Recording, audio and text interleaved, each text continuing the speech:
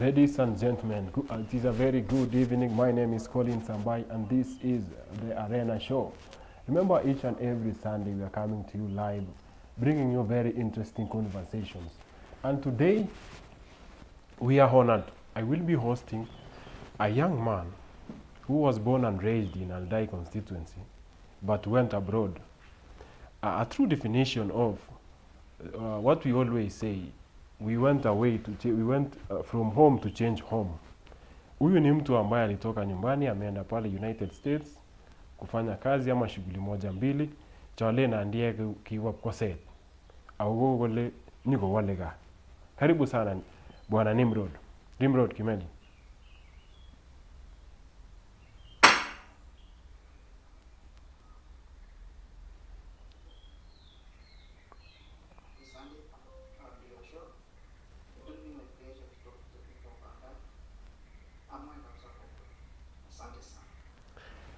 Karibu. Huko ni saa ngapi bwana?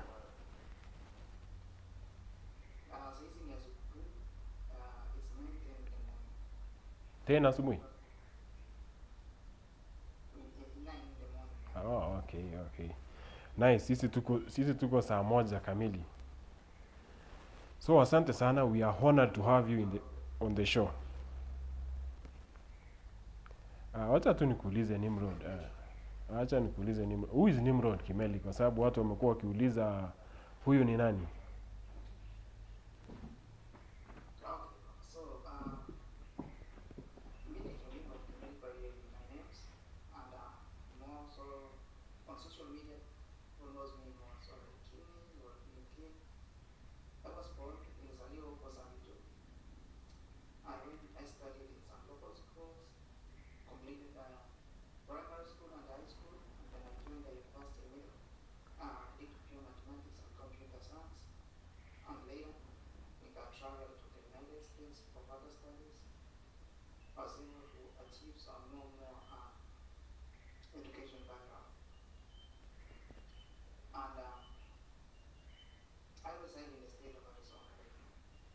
Oh, that is nice. Kidogo tu, let's take a break. We're coming back to you.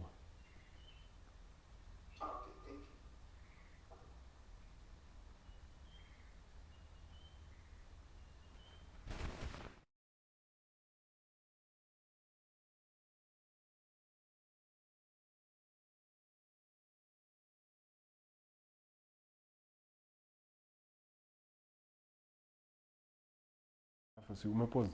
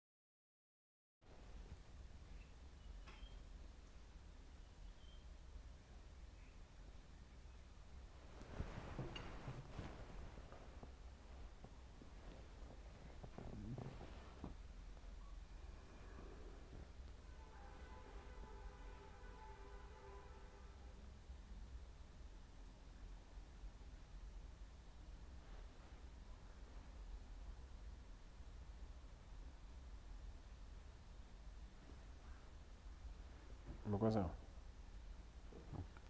Chikana.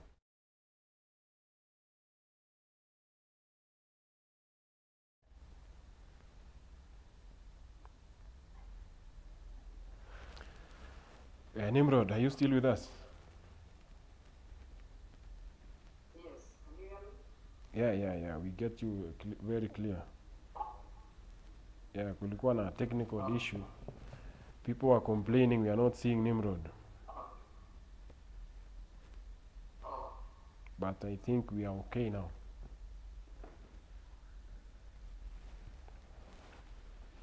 Nimrod, ulikuwa unatuambia who is Nimrod? Acha tukurudishe tu nyuma kidogo.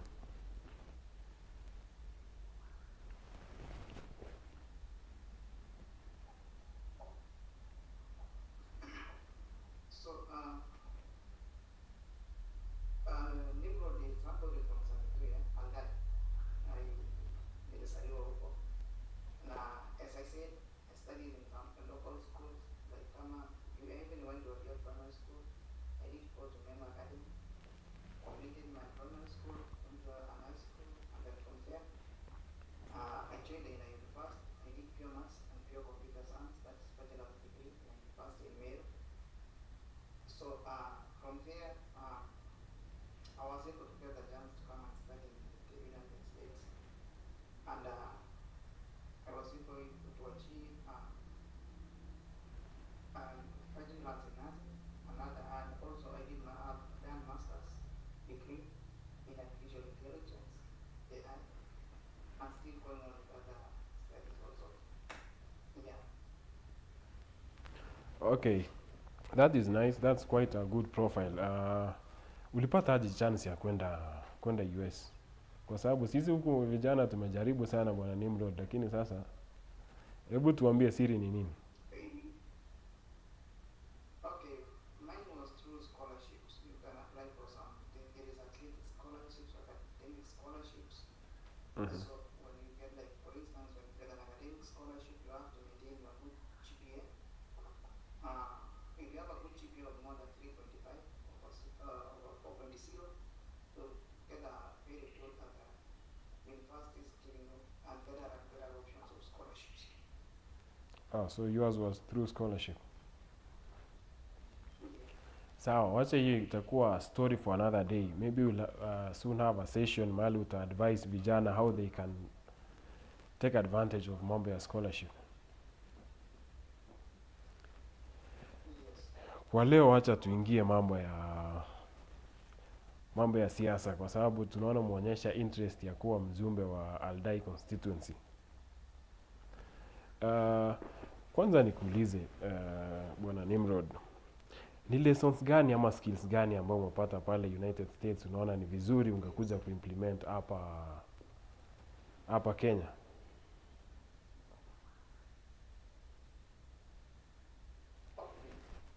When it comes to leadership, we have a leadership that stands with integrity, and this is a leadership that deals with development and inclusivity.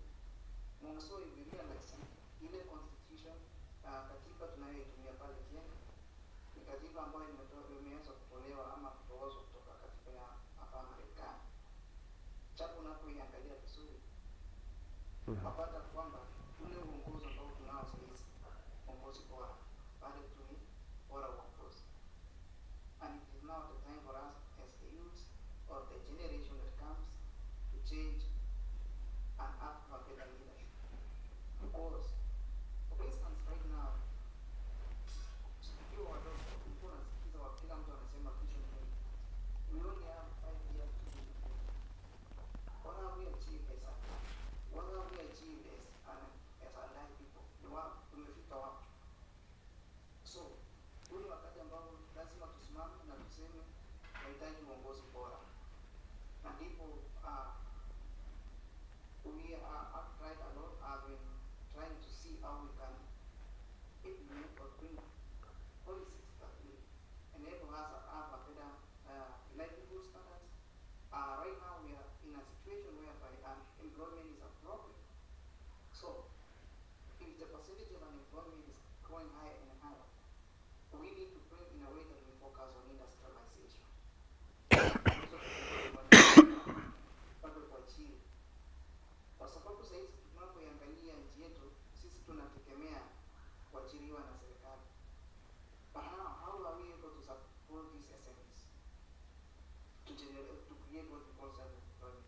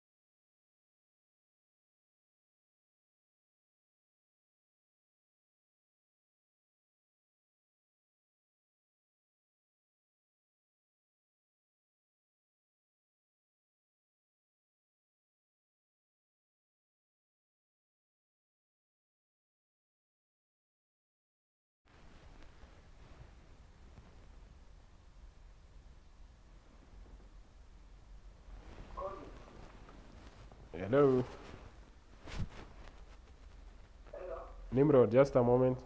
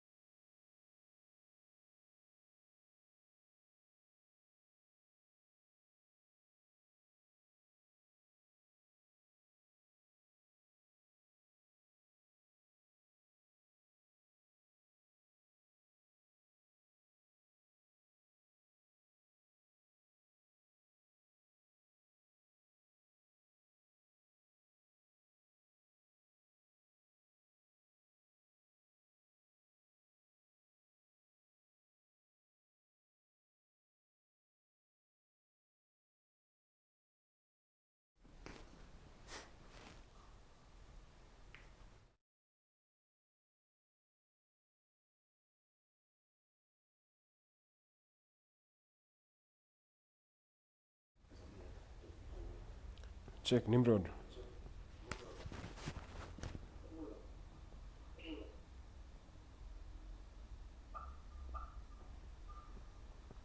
Hello Nimrod, are you still there?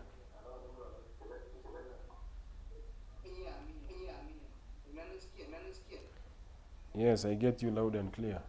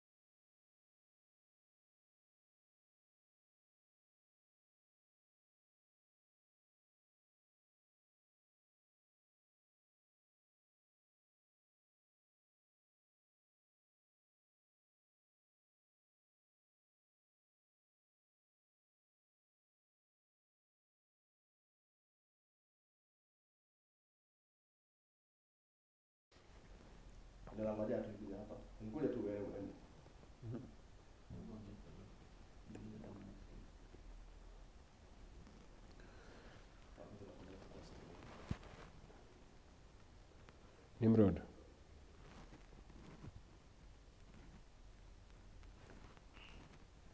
Nimrod. Hapo iko sawa. Hiyo size iko sawa.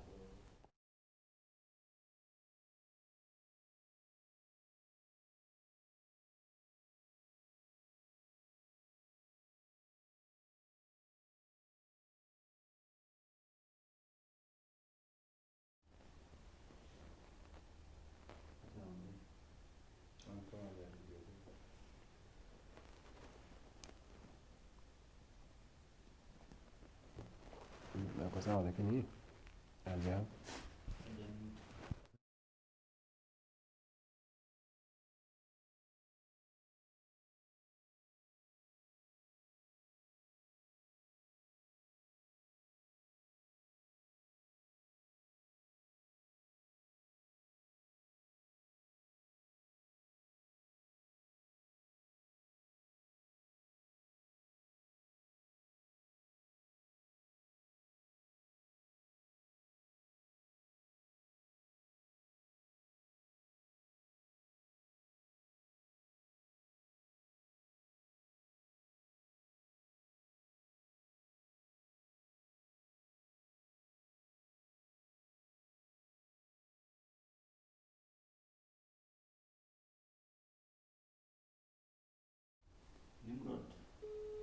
Nimrod.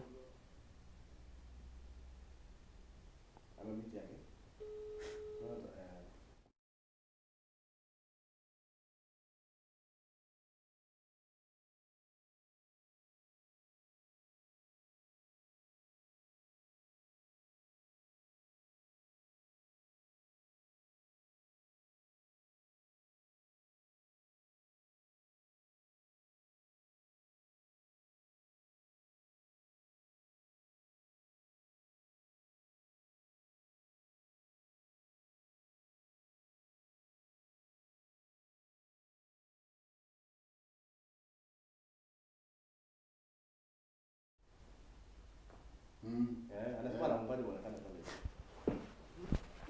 Lakini uko sawa, iko sawa.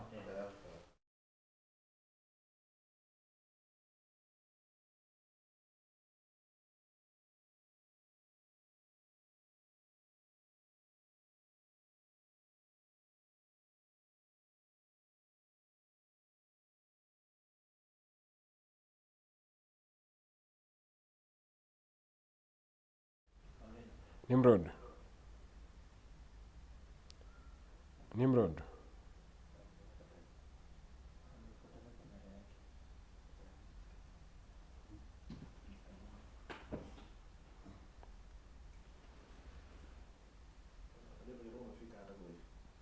Ataanza tu.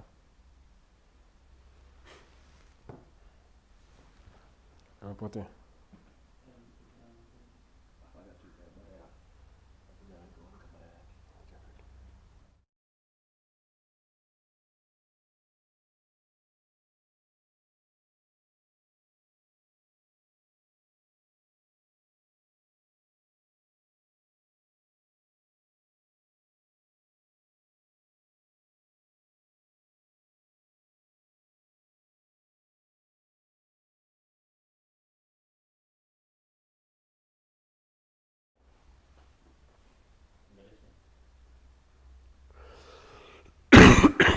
Nimrod.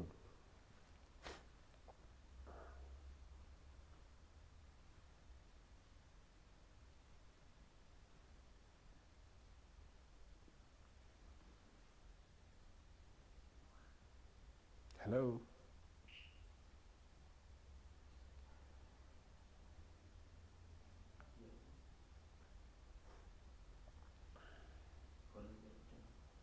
Hello, Nimrod.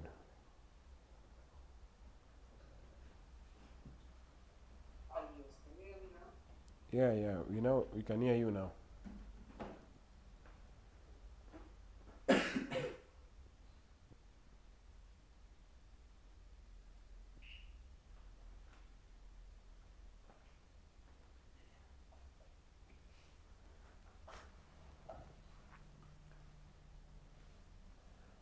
Nimrod, are we together? Yes. Pole sana, sorry for the technical itch. We had an issue with but you know we had to work to bring you on the screen. Watu walikuwa wanalalamika sana, wanasema tukuoni kwa screen, but finally I think everybody is seeing you. And pia to our viewers, poleni sana, but we are now okay. I hope everything is now okay. We can now move seamlessly.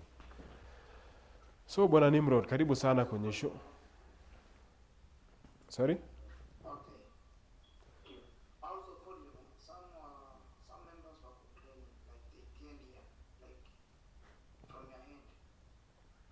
Okay. I think the team has also sorted that. Okay, thank you. Now, I think we will begin. I will begin by inviting you to the show. Karibu sana kwenye show, Bwana Nimrod, coming all the way from the United States of America. This is a very young man with a vision to change AlDAI constituency. So, ladies and gentlemen, let me take this great opportunity to present to you Bwana Nimrod Kimeli. Yes. Thank you so much, Mr. Collins, for inviting me to the Arena show. My name is NIMROD KIMELI, and I come from Samitu, in AlDAI constituency. That's where I was born. I studied in some local school, like your primary, went to NIMROD Academy, completed primary, joined a high school, and then from there I joined a university. I did my first bachelor's degree was pure maths, pure computer science in a university in Mary. I graduated. I also advanced. I traveled to the United States. I did master's degree in artificial intelligence (AI), and I've also done a bachelor's degree in nursing. I've also achieved to I've done in an aeronautical, and I have a license to be a pilot. Wow, that's quite a good profile Bwana Nimrod. Kumbe hii mambo ya AI yenye tunaona sasa hii wewe ndio umesomea. Yeah. Hapa Kenya we are even afraid of the extent the AI the damage that it can cause. But anyway, so ulipata aje kwenda US Bwana Nimrod? Kwa sababu watu wengi hapa Kenya wanajaribu sana, lakini kwa bahati mbaya ama kwanza watu walikuwa wanangoja mambo ya green card. Then all of a sudden I don't know anybody mwenye aliwin the lottery. So sijui wewe ulipatanga aje? Mine was through academic scholarship. That was through scholarships. There is different kinds of scholarships that you can use. There is academic scholarships. There is also athletic scholarships. But mine, I got an academic scholarship when I had a good GPA. Okay, maybe that will be a story for another time. Utatueleza how to apply mambo ya scholarship. Tutakuita tuongelee mambo ya kuapply hiyo scholarship, alafu tuone kama tunaweza saidia vijana huku nyumbani. Yeah. Okay, I hope Nimrod, what has motivated you? What has motivated you to vie for AlDAI constituency?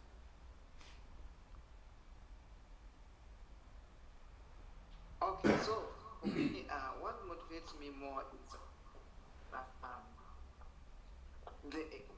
you can see the economy that the country that I am, and also look at the economy of the place that I come from.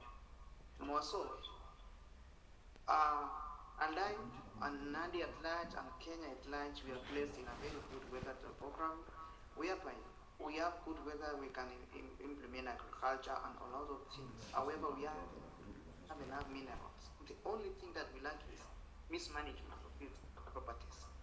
So, the time has come that we need to give back to the society and change our economy. Kama uliposikia hapo mwanzoni nikasema ya kwamba uongozi uliopo sasa hivi ni ule uongozi tu, ni bora uongozi, lakini sasa hivi tuwapata tuweze kuibadilisha na tuseme tukue na uongozi bora. Na uongozi bora, it starts between me and you. We have to bring a change. A change is me and you. If you say this one, if we believe on something and we say yes we can do it and we can change it. Thank you. Now that tumesema uongozi ambaye iko sahi ni bora uongozi, and you're also vying for the member of parliament, AlDAI constituency.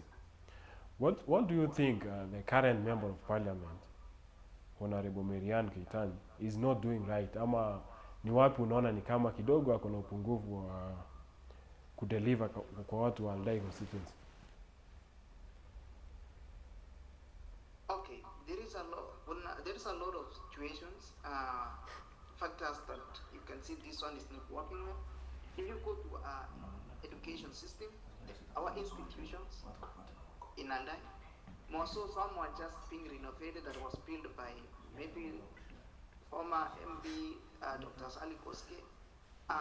Look at there is even some primary schools that even they don't even have a latrine. And we're having allocations from the CDF. Where does it go? Come to the, how are we empowering our youth? Any empowerment or not? There is nothing that has been formulated that also supports our SMEs. Because if we support our SMEs, we encourage what we call self-employment. And self-employment will always reduce unemployment. However, look at the infrastructure. Infrastructure itself. We talk about the road and the electricity, the drainage and all those things. Roads are impassable. You see now, that is another issue. And we said agriculture is the backbone of our economy in AlDAI. So agriculture being the backbone of our economy, we are not doing agro-business.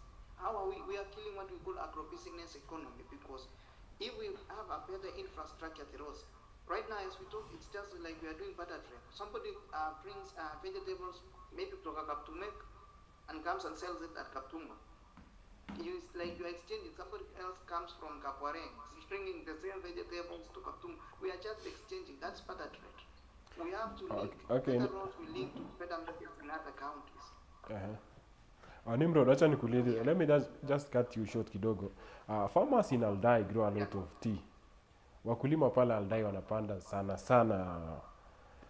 chai. Wewe kama mjumbe mtarajiwa, how do you plan to support them to earn more? Okay. So, in an honest background, in agriculture, like for tea farming, right now they're having problems in transportation because the roads are impassable. And however, the funny thing of all, do you know they always pay cess? Yes, Even sure. those planting sugar canes, they always pay cess for road maintenance. But now those monies are not even being in use. When we sit down, and the good thing, as we talk right now, the chairman of AVA was the former MP of AlDAI. But as we talk right now, the price of tea is coming down. Imeshuka. Bei ya kuuza majani chai imeshuka. Bei ya miwa imeshuka. Maajabu ya kwamba ni mwenye anasimamia ile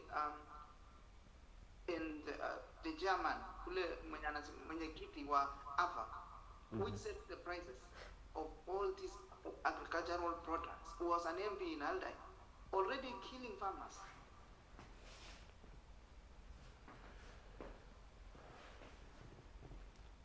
So from there we cannot sit and just watch and say, this is something that we are enjoying. How do you plan Sasa Nimrod,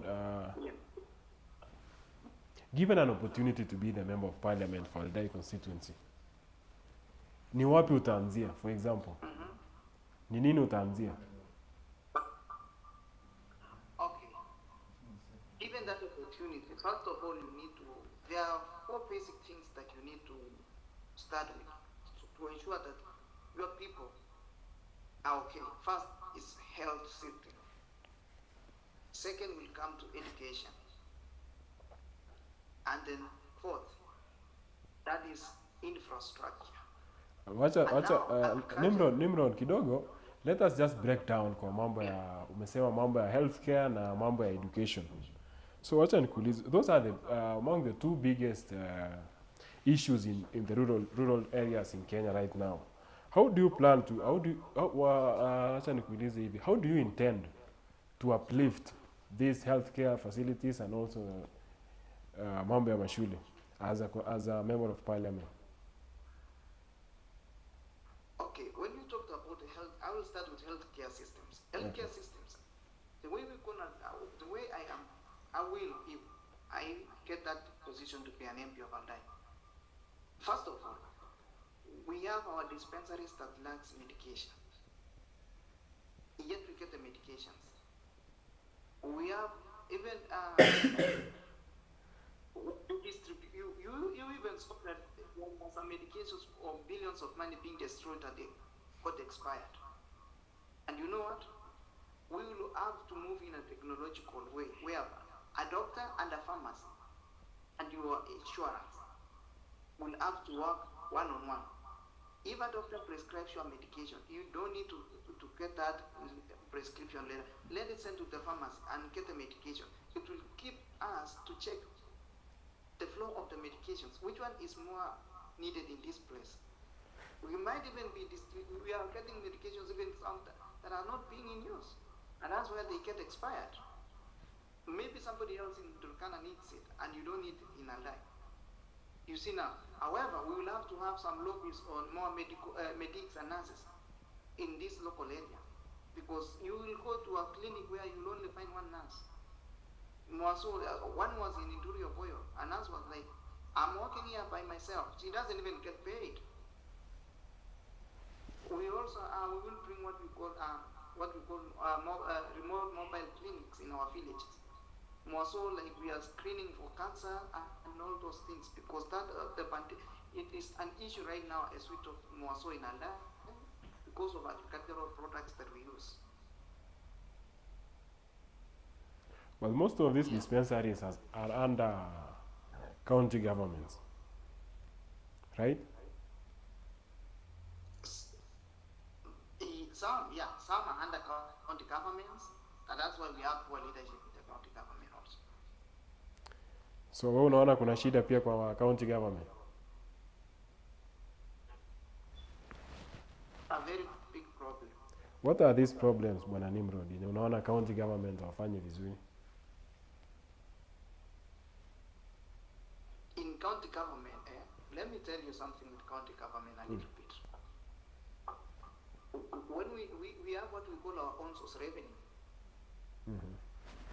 We always collect, in Nandi they always collect almost 640 million to between there to 900 million. But now they all look at what we call IDF funding projects. Those are from the World Bank. We have the NIDA funds. Do you know one thing? I want to surprise you with one thing with our county government. They have been launching projects that are funded by IDA. Those are from World Bank. We don't know how do we use our own source revenue that we are collecting our taxes. Because you cannot tell me our taxes we collect is just used to pay employees. Which project can they say this was used? Come again on this. We talked about road maintenance, the cess, the levy that they pay. The cess goes straight to the county government. You know, they always pay more than even 200 million in a year. But we don't know where those money goes. And that's why we also have a very big problem in our county. When it comes to healthcare system, very poor. Yes. And there is allocations of all this. And however, the national government also allocates money to the county government. We have enough money, but now the management itself. And I will also blame our MCS, because if our MCS will be able to stand and fight for all these things, we could have a better leadership. We could have a better society. Okay, Nimrod, now that wacha nikuulize swali namna hii. How are you connecting with voters on the ground, especially those who are in remote rural areas, now that you are not around na wewe pia ni aspirant wa kuwa mjumbe? Okay, I have a team, eh? Yes. You know, you have to have your campaign team that always goes around doing some empowerment and all those things. What kind of empowerment? They will send me a video. Uh-huh. Okay. right now the environment we're dealing is we provide seedlings and the tubes for coffee. I will not buy coffee and come and give you. If I give you coffee trees or 3 or 4, it won't help you. It's like you're getting flowers. But now we always group people in a group of 30, and then we give you like 5,000 tubes, and then you plant them, and then you sell them. Let's say an instance, there's a group we give them 12,000, and they say they are selling it 144. If they sell it at 40 shillings, you will come to almost 400, and it will come to almost 480,000. If you divide among the 30 people, it will come to around 16,000 Kenyan shillings per each person. So it's good for them to plant and sell them than giving you 2 or 4 of them, which is around 200 shillings, and you get nothing. So you have already set your campaign team? Yes. Okay, that's quite interesting. Did you balance across the AlDAI constituency ama ni marafiki tu uliwachagua? No, they are balanced. It's balanced across AlDAI constituency. Okay, will you be running? Yesterday, they were Yesterday? Sorry? Yesterday they were in Derrick. Today, Akware and Koyondurio. So, yeah. Okay, will you be vying as an independent candidate, or you will be using any political party? Definitely we will come with the current political party, because you understand the norms. Yeah, we have what we call godfathers politicians also. Do you have a godfather?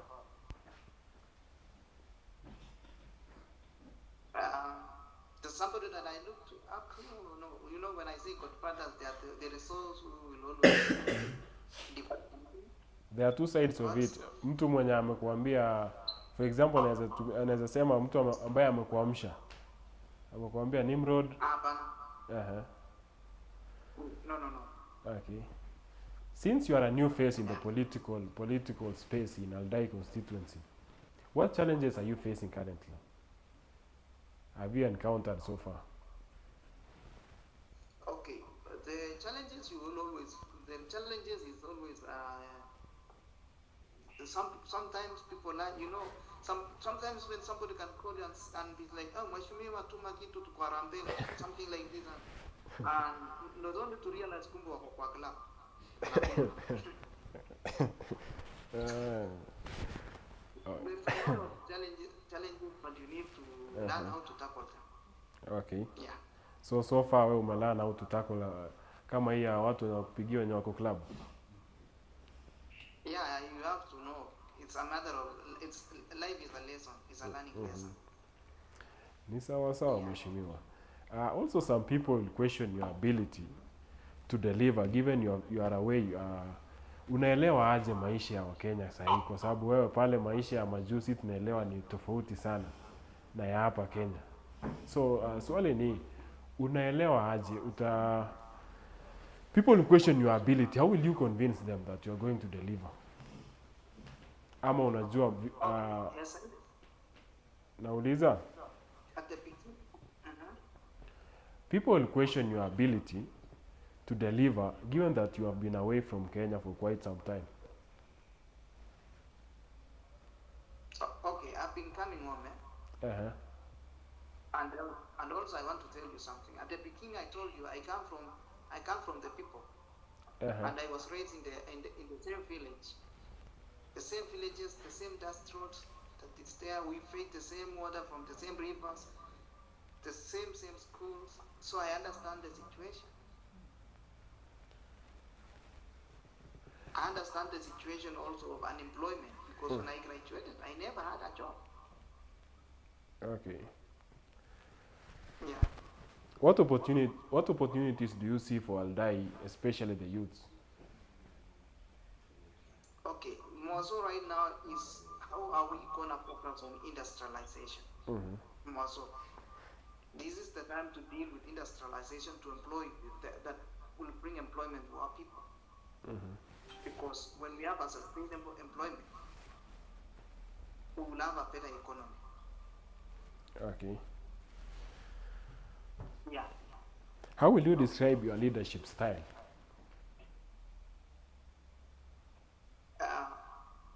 This is the leadership that stands with integrity, the development, the inclusion, and always we will have to end what we call empty promises. We promise, we deliver.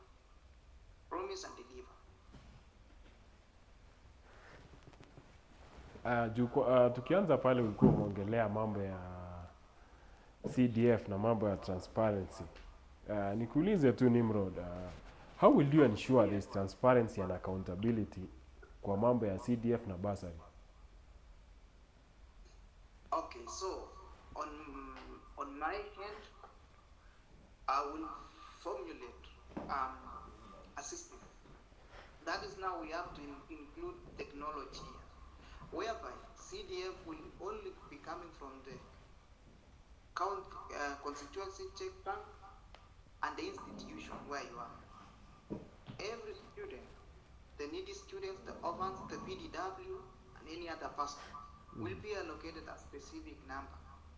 Whereby whenever you are in school, the principal or the school head teacher will be able to log in with your account and request immediately to the bank accounts and say you have a theft of how many Kenyan shillings on school fees. We will not have these middle people coming and parading CDF money on marketplaces or any other. No, I don't want that. The other thing, if you are in the institutions, in the universities, in the tertiary institutions, in the like the TVETs, the KMTCs and all those, definitely you'll have to upload your last transcript for verification and then see. You know, we will always keep a track of the needy students we have, because there is some people who are able to sustain themselves, and then we have people who are living below the poverty line, and also the people needs to be uplifted. Okay, how will you empower kina mama na vijana, kwa sababu hawa ndio sana sana and the marginalized, of course, in the community? Okay. In empowerment, empowering the youth, the way I told you, the way how will the support that I will give to the SMEs, those are like those small businesses groups, those women groups, and all those things. Will formulate a way how we support each other's group so that next coming time they'll be able to sustain themselves, because we need more self-employment. More youth right now, even more youth depend on the government. Whenever they are doing a recruitment like for police, you'll always see thousands and thousands of youths, because we don't focus on what we call self-employment. But now the problem comes here again. We need there is a motion that also I wish I would have taken to the parliament, because we need to limit what we call handling money in cash. You find somebody carrying money more than 20 million in cash. Why don't we put them in banks so that people can be able to finance? You can finance a business, and we can say the highest amount of money somebody can have in cash is like 1 million. So that there is availability of finance in our banks and the circulation of money. Okay, Nimrod, we hear you, and I'm sure the people of AlDAI are listening, and we are encouraging them. Kama mtu uko na swali pale, to our viewers, kama uko na swali tafadhali tuandikie pale, we'll be taking questions in a few. Tukiendelea bwana Nimrod, we are giving you an opportunity kuongelesha yule voter mwenye ako pale nyumbani. Utamwambia nini? Okay, so I will speak in English, then Swahili, and then Kalenjin. I will request that. So I will have to say, as a resident of AlDAI, be it a youth, be it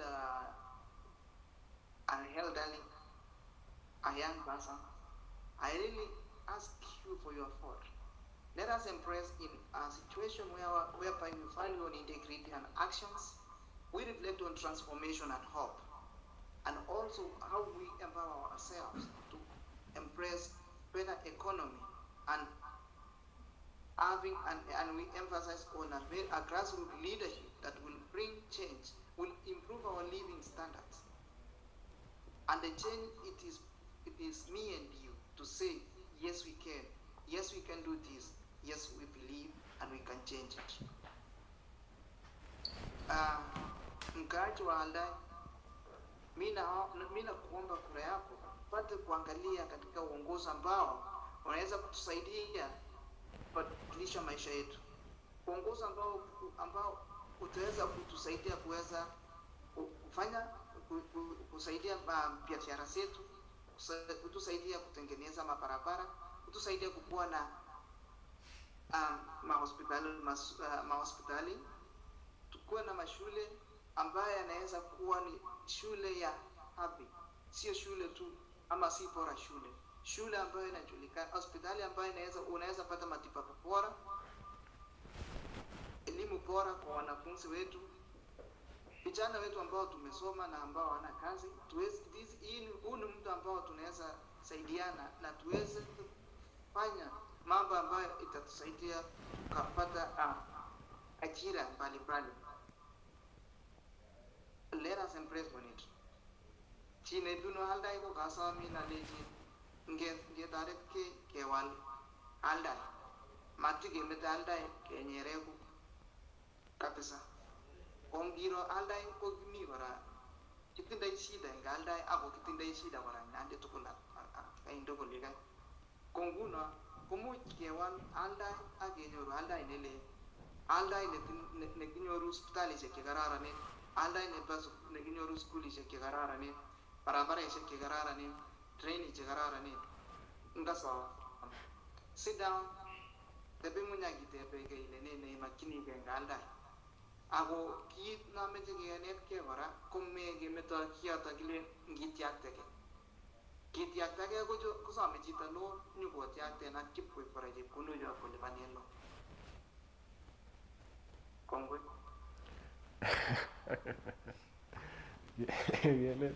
Gelen geisting ala ya bitiak tao.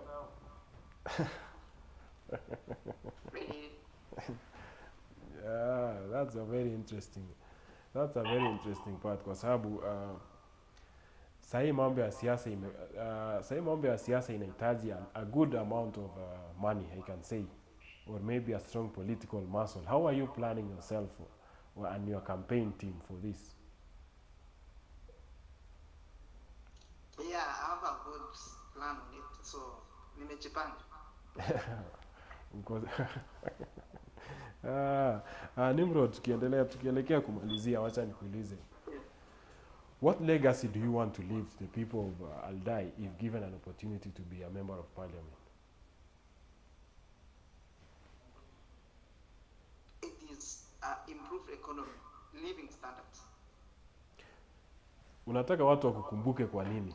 When we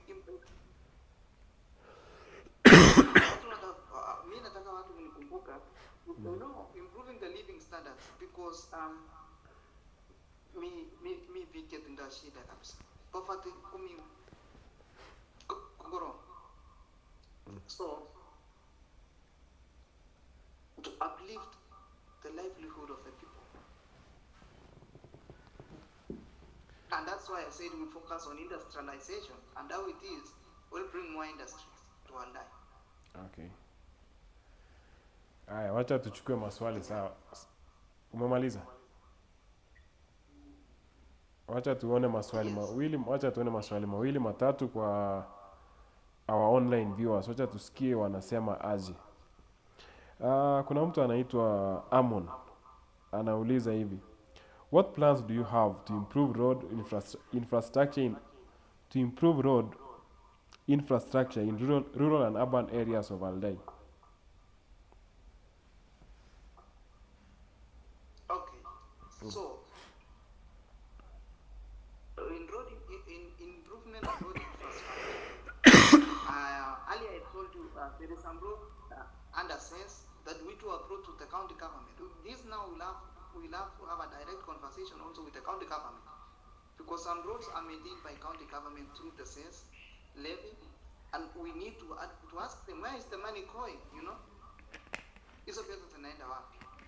And then also there is those roads under national government, those now are maintenance to have we need to be reviewing the maintenance, the way they are maintained and the way it is, because it does not meet the standards to be called a road actually. Okay.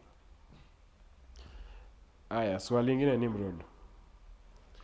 How will you address the frequent electricity blackouts and expand access to power in remote villages?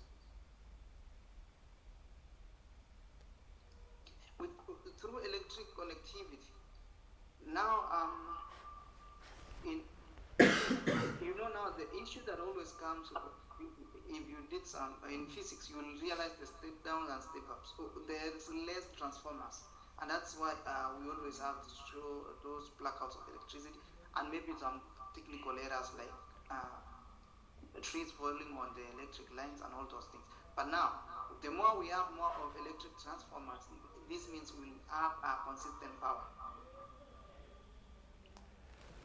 We had a conversation with the member of parliament from Soi constituency na pia from KCS, na walituambia jinsi how expensive it is kwa sababu kuna ile program ya serikali ya last mile connectivity. So alisema ile kiwango ambaye serikali inapeana kwa mambo ya connectivity ya electricity iko chini kidogo. Sijui wewe unafikiria uta-improve aje hii maneno? But I can dispute something, because when last mile connectivity was brought by President Uhuru, you remember, with the deputy president that time, the current president, because I can use an example of ALDAI. Kuna place kama they brought a transformer and then they took it away.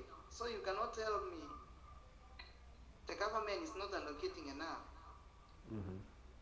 Where did it came from, and then where did they take it? Okay. It is true. There is some other basic questions to ask ourselves. Pia kuna mjumbe ambaye alituambia Nimrod, kuna mjumbe ambaye alituambia kwamba for this connectivity to be done in your area, you have to know the streets well. Lazima uende ufuatilie kule Nairobi kwa maofisi za REREC, na wewe pale umekuwa majuu. So sijui utafanya aje kwa sababu the streets are tough in Kenya. You understand? I'm sure you understand. So do you think you are in a position to go follow up for the people of ALDAI constituency? Yes.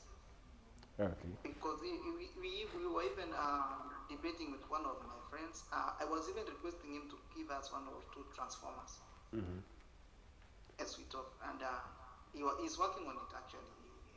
The response was positive. Kazi mzuri sana. Hapo tunakuambia kazi mzuri sana. Moving on with the questions. Somebody anaitwa Honorable Nyigane Tarab Siswa amesema, I would like to salute Honorable Nimrod Kimeli. As the people of Kaptumo, we really support him. Mungu tai siku zote. Okay, well, that's your supporter. Stephen anauliza, what plans do you have regarding empowering the youths in ALDAI constituency?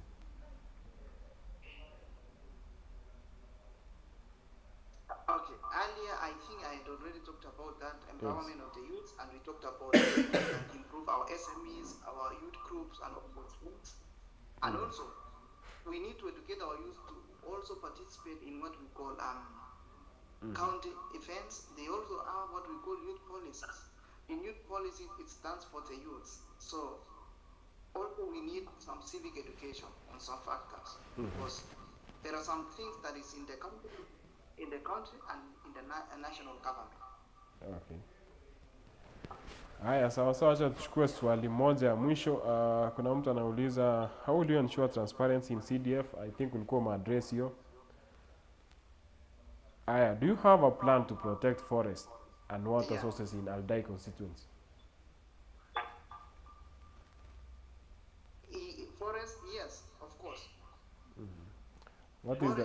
We are right now. We are in agro and the green economy. In green economy, you know, the forests are public property, so you will have to limit the people invading there, or definitely they have to face the law.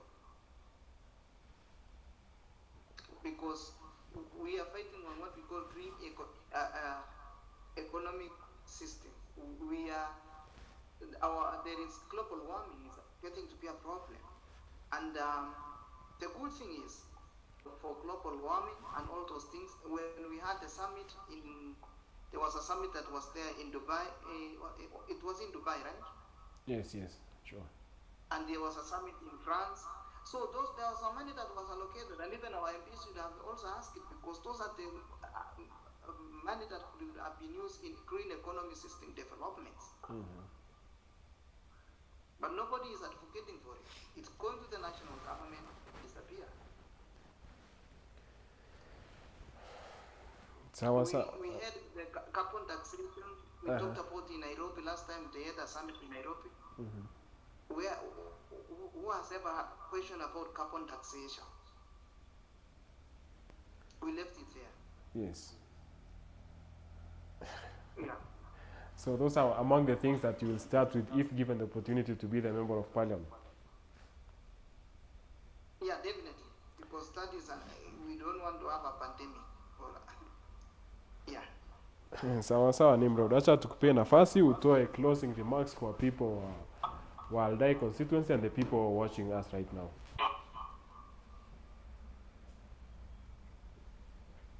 Okay.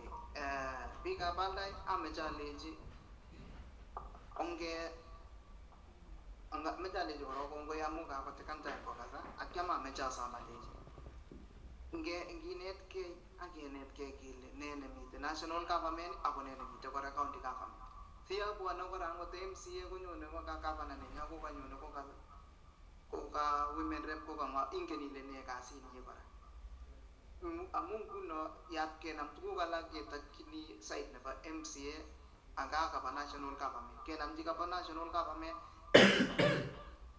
jeba ba MCA ketakini national government ameje ginet ke gile kinge kone devolution konto devolution ini ko konene mitori chang tukun jette setai ameje amwa kuna kukuja order project komelen pak serga melen in chepkondo ja kuno on source revenue nenyo those was it was giba Finland jo donations chepkondo Finland ginyo most water projects ango jaba suru ramba ko tukuga walba so mete tigete kora gile pen jano chepkondo ju alage juga chuge kweju chuge punu taxes chejok mete gete kora gile chepkondo ga access te baron nas jamakat ki ato horeti ya to biga mi wega ne ko mieno kora ko mi te kora chang tukun je mi county government ni singo sira ngo national government ago king that is now devolution so ame kora together age bendi public participation ya ga guture ngebe public participation ipi ga sile nene ka gmo nene age banga senda mutai ngile ka me ga advocate something king gen gile gige ka ski gmo kunya kun aga me chale ja angasam kure yan mo kiage tukule mia so that we can have a better tomorrow, we can have a better life, and we can make change in our city, in our society. Congo. Thank you, asante sana Nimrod. Thank you for sharing your plan with us. I'm sure the people of AlDAI constituency and Nandi at large have heard what you have. Hata nao wanajua sahi, wanajua sasa who is Nimrod Kimeli. Unajua when I posted the poster, watu walikuwa wananiuliza huyu ni nani, but I'm sure now they have a clearer picture of who you are. All the best in your journey, and thank you for being part of the Arena show. Thank you. Asante sana Nimrod. We are going to take a short break. Tukirudi after the break, we will be having the member of parliament for Chesumei constituency as he shares mambo ya maendeleo kule Chesumei and the whole of Nandi.